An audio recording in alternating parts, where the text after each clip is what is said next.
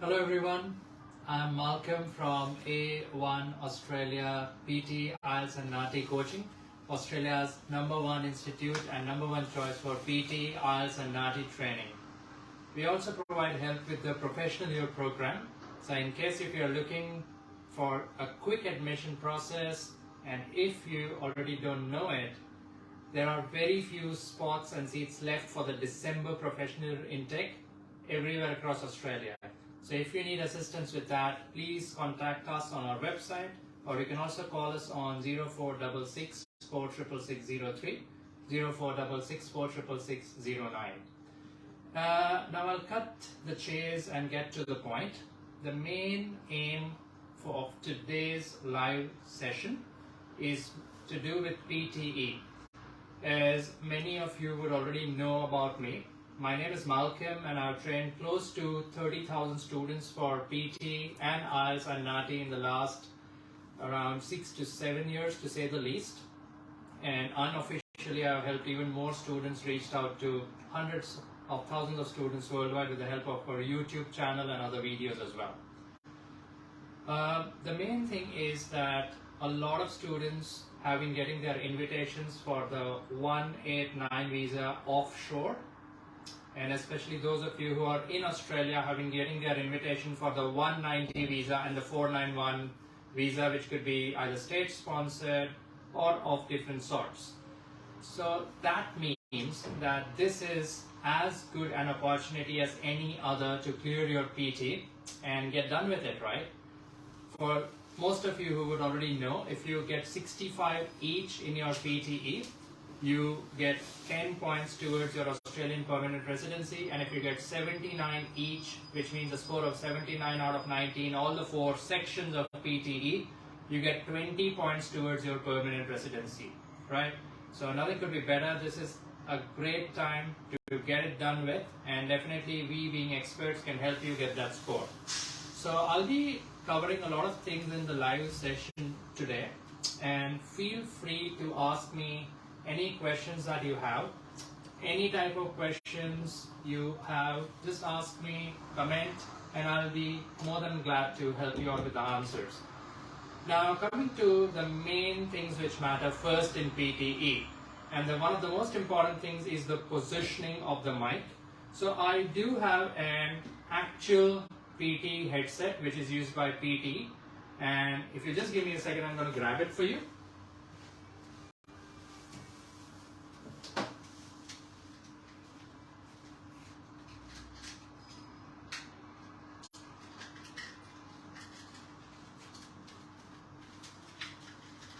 Alright, so I'm back again. Thanks for being patient, guys. So this is how an actual PT headset looks like. The company name is Plantronics. I'll also comment the model name later once the video ends. So as you can see, this is the best position for the mic. And it should not be too high. I mean, definitely it should not be exactly in front of our mouth, and it should not be parallel to the nose as well. A lot of teachers and tutors of PTs recommend to keep it at this position. I would highly not recommend it. Always keep it below your lips, somewhere between your lips and your chin. Parallel to the chin is the best position where you could keep it, right? So that is the first thing. Also, before you start the test and before you give your personal introduction, you also get an option to do the mic testing. So make sure that when you get that option, you keep the mic volume around 80%. That is the best volume setting which you can keep for your mic when you do the mic testing. It's a very small button next to the sentence which you have to read when you do the mic testing. It's generally set in the middle at about 50%. So make sure that you increase it to about 80% before the test starts. Another very important thing is that if there is any technical issue which happens, if you hear a lot of your breathing sound or a lot of disturbances coming when you do the mic testing, make sure that you raise your hand at that time itself and you lodge a complaint with the invigilator in your test center, so that after the test ends you can approach the same person again and lodge an official complaint.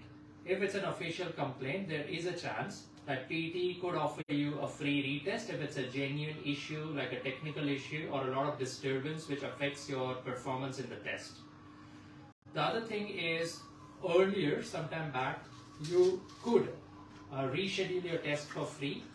Like during COVID and even for a lot of months after COVID, PTE, that is Pearson, did allow free rescheduling of the test.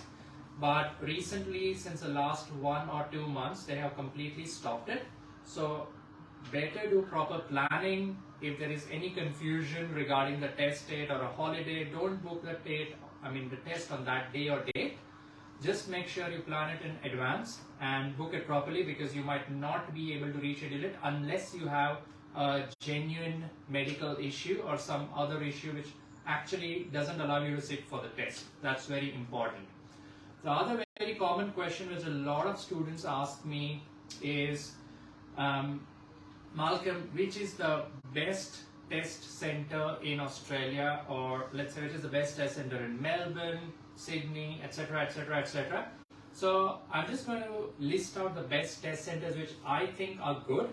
Now please take into consideration, the only reason I think these are good test centers is because the equipment there is pretty much new, and there are less chances of technical issues happening at these test centers, and they're pretty much easily accessible through public transport as well. So considering all these factors and taking them into consideration, that is the reason for my suggestions for these test centers. So if you are in or around Melbourne or Victoria, then I think there are a few very good test centers. If you want to book a test in Melbourne CBD, that's in the city, then please book it at Victoria University. It's at Little Collins. I think the number is 370 Little Collins. So that's a pretty good test center if you want to take it in Melbourne CBD, right? So that's the one you should be booking at. The other good test center in the city is at RMIT in Melbourne CBD. So that's again a very good test center. So you can book your test center at RMIT as well. Other than these two, I would not recommend any other test center if you are booking it in Melbourne CBD. If you are booking your test in Sydney, then I would recommend you to book it at the Sydney Olympic Park Centre. That's a pretty good one. There is another one in Parramatta as well, which is okay, alright. I've got mixed reviews, but the one at Olympics Park is pretty good. Thirdly, there's also a test center in Kensington that is very good. And fourthly, the test center in Sydney CBD, that is also an excellent test center. So you can book it there as well. For other states and territories, including Tasmania, I think there is only one test center at UTAS. That's a good test center. You can definitely book your test there.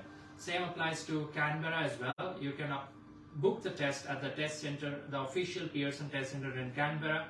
In Adelaide, there are two. Both are all right. Okay. So these are the main test centers which you can definitely book your test at. Those are really good test centers. Now coming to the very important thing of the personal introduction in PTE. So a lot of students ask that, can we skip the personal introduction, or is the personal introduction really important, or how would it affect the score? So just to clear things, the personal introduction will not affect your test score in any way, but mainly it's to make ourselves feel confident about what we are speaking, right? So it is not scored, but you know, when the test starts, obviously people can be nervous. There's a lot of nervousness around. So it's best that we speak it with full confidence so that we regain that momentum, we regain our energy, our inner energy to perform the best in that upcoming exam. So I have a very simple template or a way to get on with the personal introduction, and that will be something like this. Like if I'm taking the test, I'll say, "Hi, my name is Malcolm. I'm from Melbourne, Australia. I'm taking PT to improve my English. I hope my test goes well. Thank you." That's all, you know. If you want to say why you're taking the test, you can say it, but it's not required, to be honest, so that's fine. You can just give a very brief to the point introduction. That is all what is required, okay? As soon as the introduction ends, and before that there's a mic testing in which I already showed the actual best mic position, and also the volume. Keep your mic volume about 70 to 80%. That is highly recommended, okay? Other than that, after the introduction is done, your speaking section will start. As all of you know, there are 4 main modules in PTE: speaking, writing, reading and listening. And I have taken PT multiple times and I've got 90 each, many times in the actual exam and also in the Pearson official mock tests, which is the best, like gold standard to judge your level before your final examination. Along with that, we also have our own website, which is oneaustraliagroup.com, where we provide scored mock exams, full mock tests as well as sectional mock tests and question-wise mock tests, which are pretty accurate and pretty effective for the presentation of the test, preparation of the test, Now coming to the main tasks in speaking, where a lot of people struggle, and some people naturally are good speakers, but they don't understand that for tests, like specific tests like PTE, TOEFL, IELTS, more than English, it's about understanding the test pattern and how the evaluator, and in the case of PTE, how the software is going to judge you and grade you. People who get 9 each, 8 each, 7 each, whatever they get, whatever their target score is, they need not necessarily be very good at English, but definitely they are smart people because they know which strategies to follow, how to follow strategies. That is also an art, So you need to be really attentive and learn the templates well, learn the strategies well, learn the techniques well. And another very important aspect of PT is time management. So in your mind, you need to be very clear what is the pattern of the test, which tasks are going to come after which task, so on and so forth, how many questions will come in each task. You need to be really alert and only practice and proper feedback in which you have to be proactive. That helps in preparation and getting the maximum possible score in the shortest possible time. Now coming to the main task in speaking, as all of you know, there are 5 tasks in speaking: read aloud, repeat sentence, describe image, retell lecture, and answer short questions. Now the 2 most important tasks according to me in these 5 tasks will be read aloud, which is the first task in speaking, and repeat sentence, which is the second task in speaking. Read aloud means you have to read the passage which is in front of you on your screen. You get a lot of points in speaking and reading both because it's an integrated task. Integrated means 2 in 1, right? And the second most important task is repeat sentence, in which you have to listen to a sentence and repeat the sentence again. So you get a lot of marks in speaking and listening from your repeat sentence. Now in read aloud, try to speak naturally. The way I'm speaking right now is a good way, and it's a good indicator to you guys who are listening to this video of how you should speak in read aloud. Your voice needs to be very confident. You need to speak in at a rhythmic pace. It should not be too slow. It should not be too fast. You must open your mouth clearly so that your words are heard very clearly with full clarity. The pronunciation score depends a lot on the clarity and the way we speak. It has nothing to do with your accent, okay? So try to speak with as much confidence as possible. Sit upright and keep your voice flat the way I'm speaking right now. In case if you make any mistakes in read aloud, don't stop, don't correct your mistakes. Just focus on speaking fluently. That's the main thing, that's the main goal in read aloud.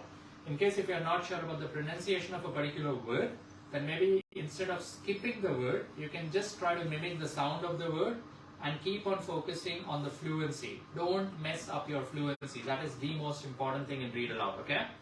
Secondly, if there are abbreviations like EGIE, then obviously you can speak EGIE, or you can also say the full form, like EG is for example, IE means that is. So you can do it in any way, it doesn't matter, as far as it's on all accepted forms of spoken English and colloquial English, specifically spoken English, that's fine. Thirdly, another very important thing which a lot of people ask in read aloud is, if something is given in brackets, should I skip it or should I speak it?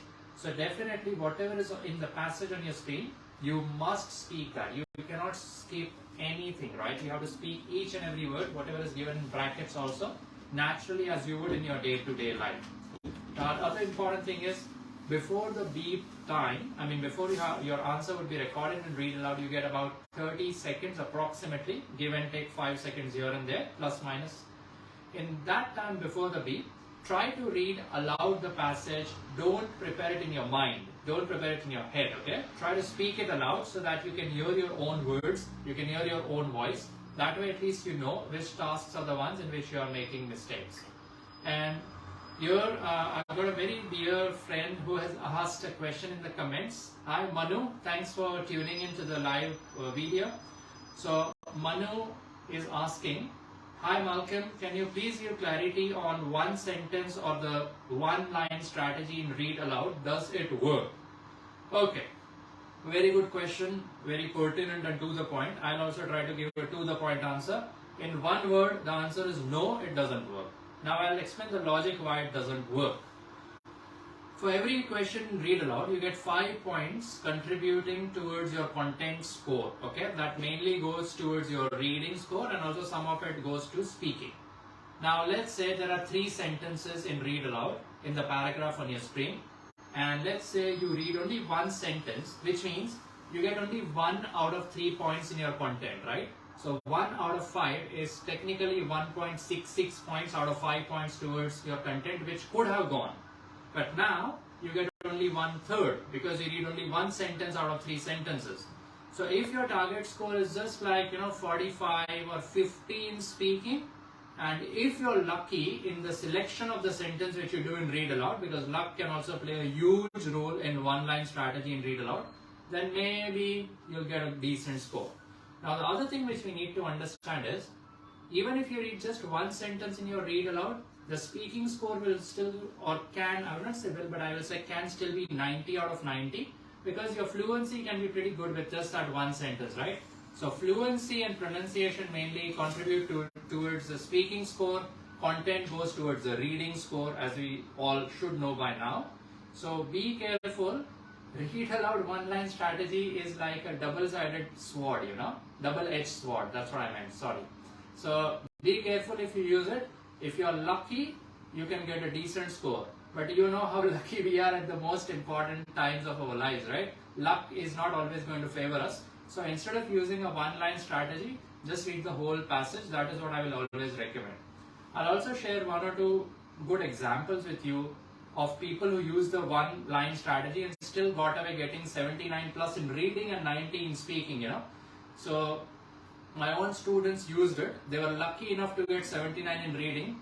And so far, honestly speaking, maybe tutors who suggest the one-line strategy could be getting 90 out of 90 in reading even after claiming that they have used the one-line strategy in read aloud. But I'm yet to come across a couple of students, if 1 or 2 students get it, it doesn't mean that a strategy works. If thousands of students get 90 out of 90 in reading after the one-line strategy, it means it's a good strategy, it works.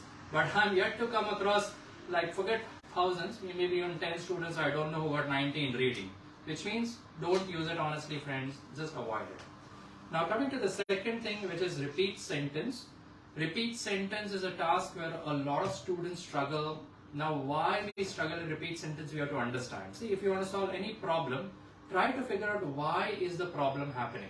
Just to give an example, every month on month, roughly about 1,000 plus minus roughly, whatever, students join us for coaching in different languages from around the world. Now you can imagine 1,000 is a pretty big number. It's not a small number. Everybody uses the same templates. Everybody uses the same techniques. Everybody does not get 90 out of 90 in the first attempt. Everybody does not get 9 each. Everybody does not get 8 each. But still, the smart ones or ones who are blessed with a good level of English, they do end up getting a decent score of 7 each, 8 each or 9 each in the first attempt. Now why does this happen? Is it due to a lack of effort? Sometimes yes, but most probably no. It's mainly due to an incorrect understanding of how to use the structures and how to use the templates. Now certain tasks like repeat sentence don't involve the use of a template. It's all about understanding the structure of the sentence, understanding the meaning of the sentence, and understanding the intonation in the sentence. And obviously, unfortunately, a very big part of repeat sentence is short-term memory skills.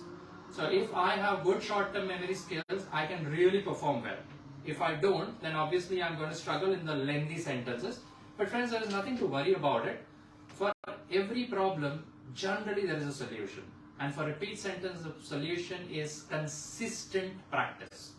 If I'm not good at something and if I want to be great at something, it's not going to happen overnight.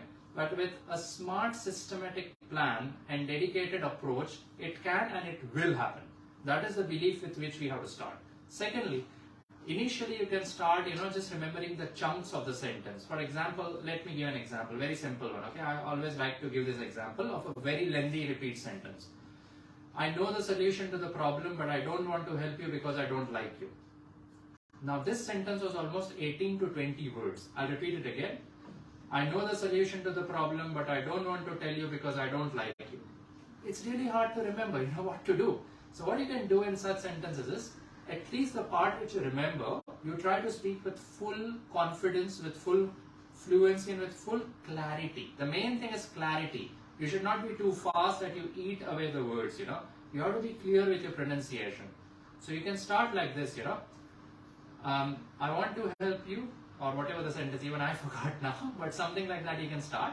And whatever you forget, you try to mimic the sounds of the words, For example, I know the solution to the problem and I don't want to help you, I don't want to help you. Now what I did here was, the first 6-7 words I spoke very clearly. I know the solution to the problem. The second part I forgot some words, so I did, but I don't want to help you. So, but I don't want to help you. I did not say all the words clearly, I just mimicked some words. And same thing I did in the third phrase of the sentence also. So this, I believe, is a technique which I invented long back and it is still effective. But there is a caveat to it. Caveat means asterisk, means conditions apply. The caveat is that you should not do it on purpose in each and every sentence. If you do it, maybe, if you mimic the words in repeat sentence, in maybe 1 or 2 sentences, it's okay. But if you do it in every sentence, and let's say there are 10 total sentences or questions, then it's not going to work. It will reduce your listening score considerably. By considerably, I mean at least 5 to 6 points. Okay, so that is not something which you want to happen. Speaking, you will still get 90 out of 90 guaranteed, even if you mimic it. But don't do it on purpose each and every time, please. Okay. Now coming to the third and fourth tasks of speaking, which are describe, image, and retell lecture. Make sure that you, whatever template you follow, whichever template you follow, my template, XYZ, ABC, it doesn't matter.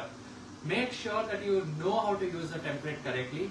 Don't speak like a machine gun or a bullet train and read, describe, image, and retell lecture. You have to speak like a human being. You have to speak with normal pauses, with flat, steady voice which is confident.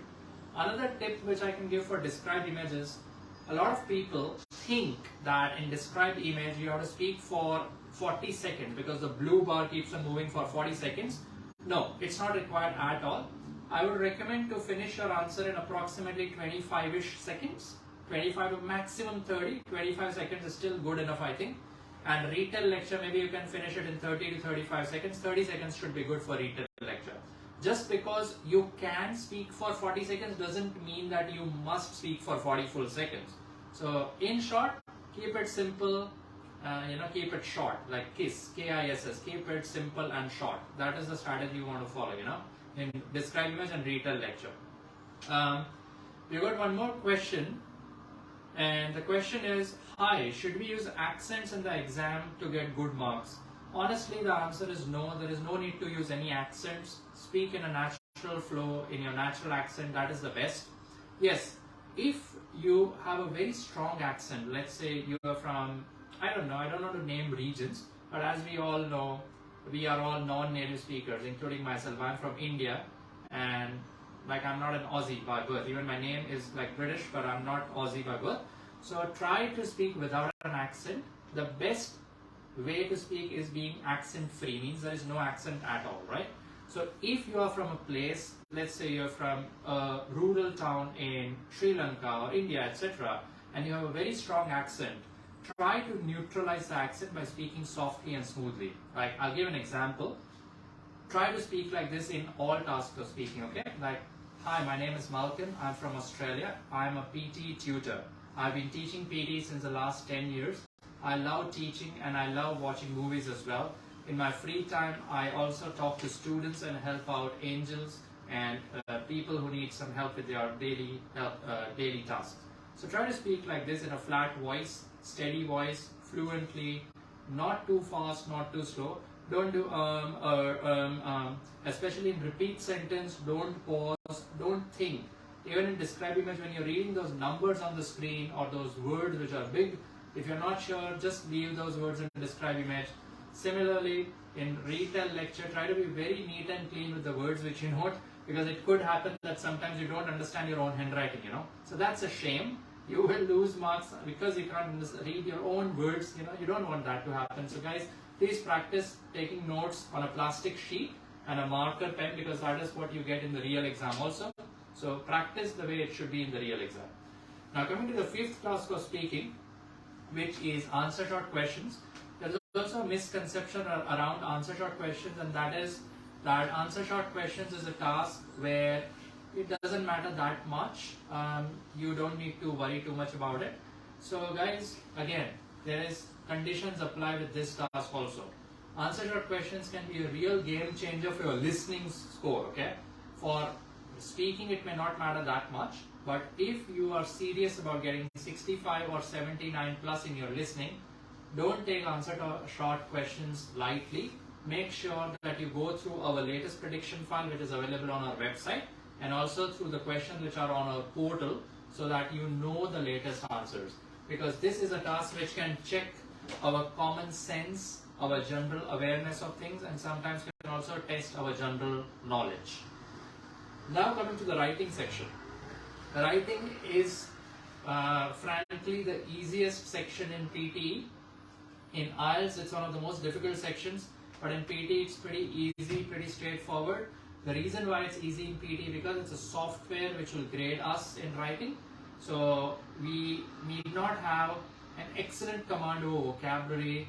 You can just know a few academic collocations and still get away with a pretty high score in writing. But having said that, everything boils down to practice. Typing is a must. If you're not good at typing, if you're not quick at typing, you will not be able to have enough time left at the end to check your answers. And you know as well as I do what happens when you don't have time left. The only thing which happens is mistakes. Spelling mistakes, grammatical mistakes, or typing errors, which we call typo. So you have to be careful. The other thing is, in the first task of writing, which is summarize written text, a lot of people just pick up sentences randomly from the passage. That is never a good thing to do. You have to think from the point of view of a third person. That if you read your summary, which is always a single sentence with only one full stop at the end, are you doing justice to the content of the passage? Are you covering the major points, the major keywords, or the major sentences? If your story is making good sense, if it's in flow, then it's a good answer for reading. Sometimes you might pick up sentences which are not that important and still might end up getting, 90 out of 90 in writing. But in reading, the score will go down because your summary doesn't have the best sentences. So don't randomly pick up first sentence from the introductory passage, one sentence from the conclusion, and join those, and one maybe from the middle paragraph. Don't randomly pick up, There has to be logic. To whatever you do, there has to be logic. So try to see which words are repetitive in the paragraphs. Try to find out main nouns which are after modals. Now what are modals? Let me explain very simply. Modals are words in English which are words like would, could, should, will, must. So whatever comes after these words in the passage could be very important. For example, students must attend the morning classes from 10 a.m. every day. Now let's say there is a sentence like this in the passage. It could be really important for your answer. You know why? Because of the word must. Must means what? Must means an instruction. Instructions are ought to be followed. That's why you must pick up that sentence. I'll give another example. A lot of times students ask me, Malcolm, in summarized written text, do we need to include examples from the passage in our answer? Now see, I'll give a very simple answer to that, and that is, it depends. Examples per se might not be very important in summarized written text, but the outcome of that example could be very important. For example, let's say there is a sentence in a passage which says that the researchers from Stanford found out that 9 out of 10 mice, after being injected with phenolphthalein, fell very sick within the next 24 hours. Now, you know what they are doing, these researchers are, they are doing an experiment on mice. Mice is the plural of mouse. Now, this sentence, that 9 out of 10 mice fell ill after getting an injection of that chemical, could be really important. So, you know, researchers found out that. People are saying that. So, whatever is after these sentences could be really important for your content. You know, you could get some good points in reading. So, make sure you pick up such sentences or keywords from such sentences. Also, words which are repetitive, especially keywords, can be nouns. Nouns means names of people, places, things. Those are proper nouns. And sometimes it could also be common nouns. So make sure you pick up repetitive words from the passage and put them in your answer. Only the first word of your answer should be starting with a capital letter, and there should be only one full stop at the end.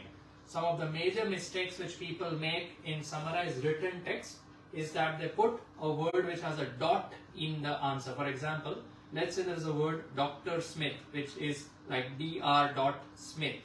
Now, if you put Dr. dot in your answer, instantly you might get a 0. Because as per the instructions, there should be only one full stop in summarized written text, right? So you need to be really careful about that. The other thing is be mindful of the word limit. Your answer should be a single sentence between 5 words to 75 words. You can use multiple number of connectors or conjunctions. You can also use a comma multiple times in your answer. You can use a semicolon. You cannot use multiple full stop, only once. You cannot use a question mark at all. So be careful, don't make these mistakes. The second task in writing is the easiest task, which is the task called write essay. You have to write an essay which will be between 200 words to 300 words, which obviously has multiple paragraphs. It should not be a single paragraph. If your answer is less than 200 words, or if it's even one word more than 300, there will be a penalty, because there is a thing called form, FORM, which means how many words you type in the answer box in write essay. We have to write exactly anywhere between 200 to 300 words. Even 200 is fine. Now this task, generally people follow a template. I myself give a template to all the students. So many institutes copy my template, which is okay. Anybody can follow it, you know, it's a free word. But still, you need to know how to use the template. You know, I'll give a very practical example. On the road, we see thousands of people driving a car. I want to drive a car. Let's say I see somebody driving a Lamborghini. I want to drive a Lamborghini. You know what will happen if I drive a Lamborghini? I'll crash it. The first time, if I don't know what I have to do, how I have to do, you know, because it's a different car. Let's say I don't use that car, right? Same analogy, same logic. If you don't know how to use a template, there is going to be trouble for sure. So please learn how to use a template, and then you'll get full marks using that template. Frankly, the template which I have for the essay is called a universal template, which means irrespective of the type of essay which you use, guaranteed, I guarantee you, if you use it the right way, I guarantee you, you'll get full marks in writing for that question. By the way, for those of you who don't know, an essay contributes hardly 8 to 9 points out of the total score in writing. And the total score in each section, as you all know, is out of 90. But what some of you might not know, or some of you might know, is that the minimum possible score in PT is 10. So in PT, 10 is equal to 0. So actually, you get points only out of 80. Which means the right essay contributes hardly 8 to 9 points out of 80 from your writing score. And the task of summarized written text contributes somewhere around 4 to 5 points towards writing. Maximum could be 6. So, you know, the total writing contribution from the writing section is hardly 14 to 16 points. That's all. Now, you know, why do you want, like, so many people ask me that, Malcolm, has the template changed, blah, blah, blah, blah, blah. So I always tell them, templates, even if they change, doesn't matter much, you know. All you need to make sure is there are no spelling mistakes, no grammatical mistakes, and that you are putting the topic sentences properly in your essay structure. So many times I check templates of other institutes, etc., which sometimes do have grammatical mistakes, which is not a good thing, unfortunately. So obviously the writing score will go down. So make sure that your grammar is spot on in the template. There is a question which Helen has asked. Hi Malcolm, could you please give us some tips to ace ROP? It is really tough. So ROP stands for reorder paragraphs, which is a part of a task in the reading section, which anyway I was going to next. So reading section comes immediately after writing. Reading has a total of 5 tasks. 3 tasks are really important, okay? Reading and writing, fill in the blanks. Reading, fill in the blanks. Reorder paragraphs. I'll talk about reading and writing blanks and reading blanks first, because that is one of my areas of expertise. Now see, the reading section is the only section in PT which actually tests our English. By that I mean it will test your knowledge of vocabulary, grammar, collocation, parts of speech, tense, everything, basically. Now one way is, even if you are a bit weak at grammar, you can definitely improve your grammar skills by accessing our free resources on our website. So if you go to the One Australia Group website, there's a thing called free resources. In that you'll be able to see a grammar sheet which I have myself prepared. That's pretty helpful. Secondly, we also have the PT collocation list on our website, and you can just Google it as well. Just go to Google and type PTE collocation. So you'll get a list of about 2,500 pairs. Now collocations are words which always come together. You cannot separate them. For example, academic journal, academic research, economic recession. For example, you cannot say economical recession because it doesn't make any sense. You always say it's an economic recession. So these words are given in the PT academic collocation list, and this list is also an official list of collocations which a lot of universities use worldwide, like popular universities, So make sure you read at least 50 to 100 pairs of such words every day from the collocation list given by PT. Not only will it help you with improving your reading, fill in the blanks skills, it will also improve your English in general. You will know how to use the different linguistic range of vocabulary in your day-to-day conversations as well, without sounding incorrect or without sounding silly, So that's very important and helpful.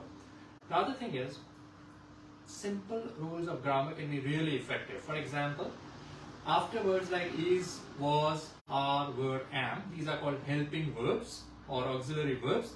If these words are followed by another verb, generally it's going to end with ed, en, t or ing. For example, I am bored, B-O-R-E-D. You cannot say I am bored. That's incorrect.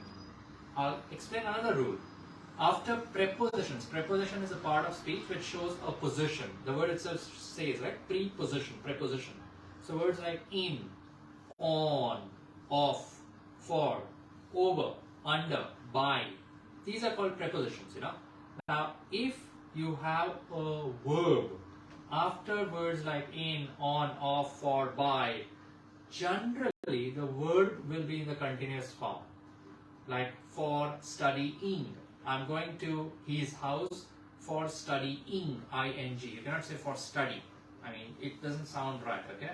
Similarly, if you have a verb after the word to, to, and if it's a verb, generally it's going to be a verb in the first form. That's called V1. I'm going to study. You can't say I'm going to studying. That's incorrect again, Similarly, there are many other rules as well. Like if you have a verb after has, have, had, generally it's going to end with ed, en, most of the times, So there are many rules as such. Similarly, if you have a word after an article like a and the, it's going to be a noun, or it can be an adjective. Adjective is a part of speech which defines a noun. For example, Jack is a smart boy. Jack, noun, is helping verb. A, article. A and the are called articles. Smart defines boy. So how is the boy smart? So boy is a noun, smart is an adjective. So after an article like a and the, you can have an adjective plus noun combination or just a noun, okay? So there are many other rules of grammar as well. Now the other thing is reorder paragraphs. That is one task which can be a bit tricky sometimes. Even one of the persons who is watching this video, Helen, has commented that it's really tough. I'll try to explain with some examples and share some simple rules which can help in your paragraphs. The first thing which I do in this task is, I just scan the passage. Without making some logic, I just scan the passage for repetitive words. Which words are repetitive in the paragraphs, Secondly, by the way, the reason why I do that is, words which are repetitive, those paragraphs many times can become pairs. For example, John, John. Those two paragraphs can come together, It could be any words, not necessarily proper nouns, it could also be common nouns. The other thing is, try to form pairs of nouns and pronouns. For example, Malcolm is a teacher of English. He is lazy. So who is he? He refers to Malcolm, right? So try to form pairs of nouns and pronouns. Thirdly, subject, verb, object. Means Malcolm is going to take a class. The class will start at 6 p.m. Australia time or Melbourne time, whatever. So Malcolm is going to take a class. The next sentence is the class. Now, a means individual, any. The means specific. So sentences which have a before the noun generally come before sentences which have the before the noun. So that is how we can, understand the pairing of articles a and the. For example, I'll tell you a story about a king. His name was King George. The king was born in 1822. So a king, King George, the king. That is how the chronology goes. Which gets us to the next point, which is chronology. Chronos means time. It's a Greek word. Chronology, logy means study, like biology, chronology, physiology, etc. Okay, psychology. So you can form a timeline in your brain. Let's say there's one sentence which says 1922, another sentence says 1933, and there's a third sentence which says 1938. So 1922, 1933, 1938. Not necessarily true at all times, but still it could be a chronology. And the last thing is, generally every story will have an introduction and a conclusion, right? Basically, what is a paragraph? What is a passage? It's a story in some form. So try to find out an independent sentence which is not connected to anything, and that is generally a broader sentence, broad logic. So think of it as a funnel. What is a funnel? A funnel is something you use as a filter. So you start with a broad idea, then something a bit smaller, or narrower, I would say, then to the point, like an example. And finally, the bottom of the funnel is more like a conclusion. So the conclusion would start with something like hence, in conclusion, to sum up. Not always, but many times. If you're lucky, one passage will be really easy. But to get the better of it and to quickly get done with this task, I would suggest not spend a lot of time and energy on this task. Try to go through the repetitive questions from the portal which we have, and also from our latest prediction file which is available on our website, oneaustraliagroup.com. You will definitely benefit a lot. It has a good recurrence rate in the real exam also. If you're lucky, you can get 30 to 40% of the questions repetitive from our prediction files which we prepare, especially in tasks like write essays, summarize written text, summarize spoken text, answer short questions, write from dictation, and read aloud. These tasks. And also reading and writing blanks, reorders. So try to quickly have a look at those tasks also. I hope that helped for your paragraph, Helen. If there's any other question you can ask. There's also someone by the name Lakshya who has a question. Hi, I have a question. How can I crack PTE exam in 2 weeks? My exam is booked for 2nd of December. So the first thing you would have to do is try to understand all the tasks in PTE. Understanding is the key to getting success very quickly. Know which tasks are really important, know which tasks are not that important, Like certain tasks like multiple choice questions, they are not really important for getting a very high score. So you can be quick with those question types. Also, a lot of it depends on the target score which we are targeting. So if my target score is 65 each, I might have to focus on a different set of questions.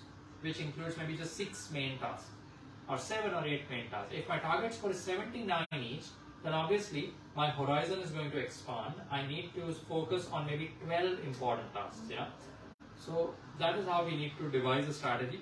You can definitely get in touch with us, Lakshya. You can just WhatsApp us on +61 466 466 or visit our website. We do have like a 2-week crash course, which is an intensive course in which probably you can get your desired score. You can also attend a free trial class in which I am teaching. So with the help of that trial class, maybe you can understand better the way I teach in detail and get a more holistic idea about it. But definitely try to focus on the main task in listening, which I'm going to explain in the next section now. And try to get a full score in speaking. Speaking has to be 90. Whatever your target score is, the speaking score has to be 90. So if speaking is 90 and is done in a proper way, automatically the reading and listening scores can also shoot up, which is also a good thing obviously. And the second most important section is listening. In tasks of writing, you just need to learn the templates properly so that you don't make silly mistakes of spelling or typing. So just keep on practicing on a proper keyboard. Another thing which I remember from typing is, in the real exam, you obviously get a proper PC. It's not a laptop, it's a proper system, which has a proper keyboard, like a chiclet keyboard, that's what it's called. So make sure that you purchase that keyboard or you take some mock tests on a proper computer wearing proper headsets. I'll show this again. So I'll just bring it closer to the camera. As you can see, the name of the company, it's Plantronics. It's the same model which is there in the real PTE tests as well in most of the test centers around the world. So you can do a good investment and definitely you can reap some good dividends out of it. So just make sure that you practice it. I can assure you that this headset is very close to the ears. It's very tight on the ears as well, and you feel as if there's sort of a vacuum being created. So speak normally even after you wear a headset. Don't speak too loud in the real exam. It's not required at all. Now coming to the second most important module in PTE after speaking. Remember, always speaking is the most important. The second most important is listening. Now listening has a total of 8 tasks, okay, 8, out of which 4 tasks are really important. The first task of summarize spoken text is really important. The second task is listening fill in the blanks. It is actually task number 3 in listening. The next important task is highlight incorrect words, which is task number 7 in listening. And after that comes the most important task, which is task number 8 in listening, which is write from dictation. So these 4 tasks are the backbone of PTE, especially summarize spoken text, listening fill in the blanks, and write from dictation. Remember, these 3 tasks contribute roughly 40 to 45 points each, listening and writing, because all these 3 are integrated tasks. So if you're looking for a high score of 65 each for your nursing registration or for your permanent residency visa, or if you're targeting 79 each, make sure that you are 100% accurate in these 3 tasks. There is no scope of making mistakes at all, not even one mistake, okay? Similarly, the task of highlight incorrect words is really important, especially as it contributes towards listening and reading both. It's an integrated task, so that task is also very important. Now, one suggestion about summarize spoken text, where a lot of students use templates, even our students use templates obviously. A template is more like a convenience, it's there to make things easier for us. But make sure again that you know how to get using the template. It's very important. So for summarize spoken text, whenever you insert keywords in any template, just remember a very simple suggestion I always give, that use plural keywords. Means if the keyword is apple, and if you want to fit it somewhere in the template, just make it apples. Even in the audio, if it says apple, you must write apples. That is rule number 1. Rule number 2, you can also put phrases, but make sure that you use proper grammar. For example, let's say there's a sentence in the audio which says Rome was built in a day, or Rome was not built in a day. And if I write Rome was built in day, I forget gone. Gone means I lose a lot of marks in writing because that's incorrect grammar, that's a major omission, and obviously it means I'm not good at writing, so the software will penalize my writing score. So make sure that you know how to use a template, okay? The third rule is nouns are of two types, countable and uncountable. So countable nouns are nouns which we can count, like students, cars, apples, like that, so on and so forth. Uncountable nouns are nouns which we cannot count. For example, words like globalization, urbanization, air, water, milk. You cannot count these things, right? So in such words which are called uncountable nouns, we don't add a plural s after the word ends. You don't say milks, you just say milk. So whenever you want to fit an uncountable noun in a template, keep it as it is. You don't need to make it plural. But whenever it's a countable noun, please put an s, okay? Another very important thing which a lot of people forget, I can't even stress how important this point is. In summarized spoken text, your answer should be exactly between 50 to 70 words. There is a word counter on the screen which will show us how many words we have typed. If it's even one word less, that is 49, or if you have one word more, that is 71, instantly there will be a penalty on your writing scores specifically. So make sure that your answer fits within 50 to 70 words, okay? Please be very careful. Coming to the next task of listing fill in the blanks. Now this task is really important to get that score of 79 each. You'll get two questions with few missing words. You have to type those words when you hear them. You can note them first on your sheet and type them later. If your typing speed is good, you can type simultaneously when the audio is playing. But make sure that you will have to use your mouse to click in the boxes where you have to type the words. That is a pain sometimes. You have to be quick. Now, there are words which you might have heard before, but you might understand a different pronunciation. You might not be 100% sure about the actual pronunciation. For example, D-E-B-T. Now, this word will not be pronounced as debt. That's incorrect. It's debt, like D-E-T. The B sound is silent. Similarly, the word subtle. So it's S-U-B-T-L-E, but you don't say subtle. Similarly, the word pseudo, like P-S-E-U-D-O. You don't say pseudo, you just say pseudo, you know. So you really need to know these words, you know. Similarly, words like occurrence. Now you might get confused. Is it double R? Is it single R? So make sure you know the spelling. By the way, it's double R, okay? So, I mean the word occurring. So you get these words actually in the real exam. So make sure you practice enough words. In our portal, we also have a word list of the most repetitive words for listening along with the reading vocabulary. So make sure you know those words. Very, very helpful for preparation for your exam. The next very important task is highlight incorrect words. I mean, highlight incorrect words, generally it's a very easy task, but there could be some disturbance in the background in the audio itself.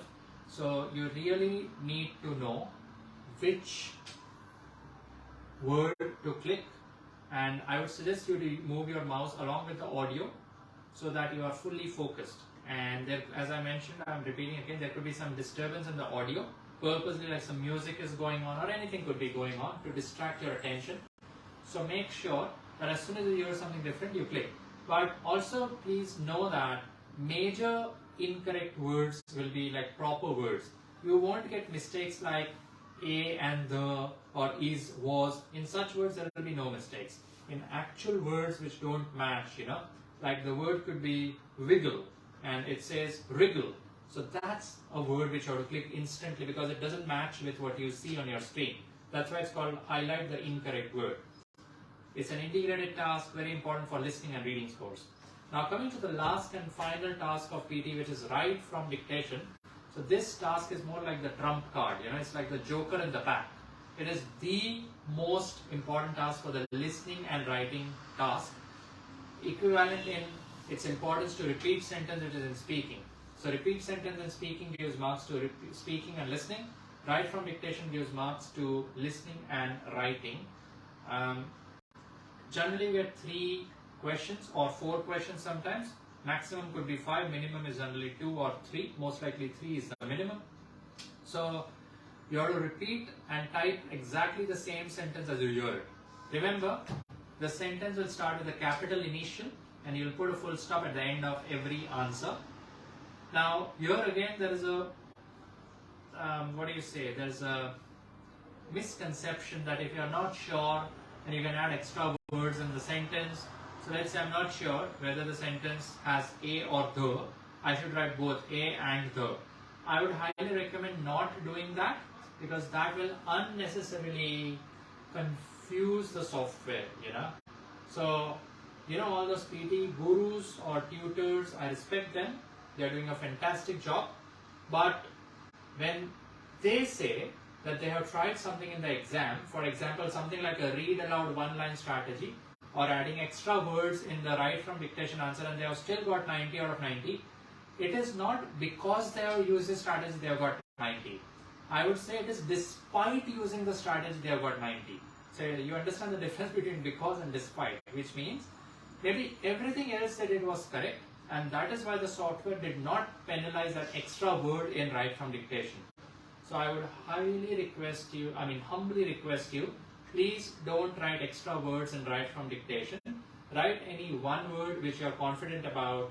Don't experiment or don't toy too much with the software. It has its limitations, So make sure that you are 100% accurate with right from dictation as well. Now, long story short, 6 main tasks where you must try your best to be 100% accurate. 1. Read aloud. 2. Repeat sentence. 3. Reading and writing fill in the blanks. 4. Reading fill in the blanks. 5. Listening fill in the blanks. And 6. Write from dictation. These 6 tasks should be 100% accurate. If not 100, 99, okay? But still, the more the better. And tasks like summarize written text, write essay, and summarize spoken text, there should be absolutely no mistakes. 0 mistakes of spelling or typing.